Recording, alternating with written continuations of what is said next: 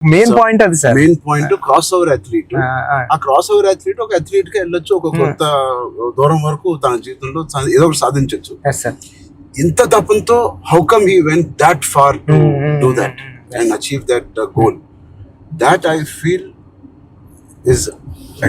Identity, గుర్తింపు కోసం. Sir నిజంగా చెప్పాలంటే ఈ కథ రాయడానికి మెయిన్ కారణం, మీ దగ్గరికి వచ్చి నేరేషన్ ఇవ్వడానికి కారణం అంటే, మీరు ఎప్పుడు మెరుపు టైంలో ఎప్పుడు ఎంట్రీ చేస్తే నాకు స్పోర్ట్స్ సినిమా చేయాలని కోరిక అన్నారు సార్. సార్ 10 రోజులు చేసిన అప్పుడున్న టెక్నాలజీ, ఆ గేమ్ తీసే టెక్నాలజీ కానీ స్పోర్ట్స్ ఏదో కుదరక అది నిజంగా ఈ రోజు నాకు నేను అనుకున్నాను సార్. ఆ రోజు చరణ్ సార్ ఒక స్పోర్ట్స్ చేయాలనుకున్నారు, ఈ రోజు నేను క్రాస్ ఓవర్ పెట్టి అని ట్రై చేశాను సార్. సార్ అంటే ఇది నిజంగా చెప్పాలంటే ఒక మాట ఉంది సార్. ఉప్పెన తర్వాత ఉప్పెన రిలీజ్ అవ్వలేదండి. కోవిడ్ టైంలో ఉప్పెన ఓటీటీకి అంటున్నారు సార్. ఓటీటీ వేసేద్దాం.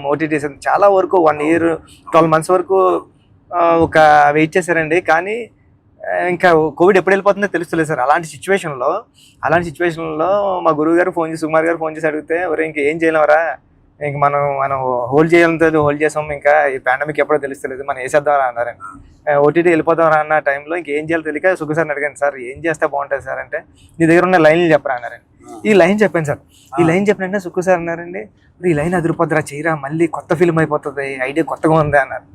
అవునా అని సార్ మీరు నమ్మరు, నాకు స్క్రీన్ షాట్ ఉంది. మా స్టూడెంట్ రామన్ గారు కూడా అది బుక్ మరి రాసిపోయి పిఠాపురం దత్తత స్వామి గుళ్ళోకి వెళ్ళి కూర్చొని, నాకు సెకండ్ ఫిల్మ్లో హీరో రామ్ చరణ్ గారు, మీకు చూపిస్తాను సార్ ఎప్పుడు నా ఏదైనా ఇంటర్వ్యూ. రామ్ చరణ్ గారు, అవును సార్, చూపించాను సార్ మీకు. హీరో బెల్లం ఫ్యాక్టరీలో వర్క్ చేస్తూ ఉంటాడు, క్యారెక్టర్ సూపర్ ఉంటుంది, పెద్ది అని రాశాను సార్. ఫస్ట్ ఫిలిం ఇంకా రిలీజ్ కాలేదు, సెకండ్ ఫిలిం రామ్ చరణ్ గారితో డ్రీమ్ అంటే నేను అనుకుంటాను సార్, మనిషి గట్టిగా కోరుకుంటే ఏదైనా అయిపోతుంది సార్. గట్టిగా కోరుకోవాలి సార్. నాకు కూడా ఇంత గొప్ప సినిమాలో హీరోగా చేయడం అనేది, గొప్ప రైటింగ్ రావడం అనేది, అది కూడా నేను ఎక్కడో అనుకున్నాను, ఎప్పుడో మెరుపు అప్పుడు అనుకున్నాను ఒక స్పోర్ట్స్ సినిమా చేయాలి. మీ సంకల్పమే సార్ అది. అప్పటి నుంచి 10 ఏళ్ళు అయిపోయింది. మెరుపు ఆల్మోస్ట్ 12 years అయిపోయింది. ఆ 12 years నుంచి నా కోరిక, నీ కోరిక ఏదో సరే ఇద్దరిని సుకుమార్ గారు కలిపారు.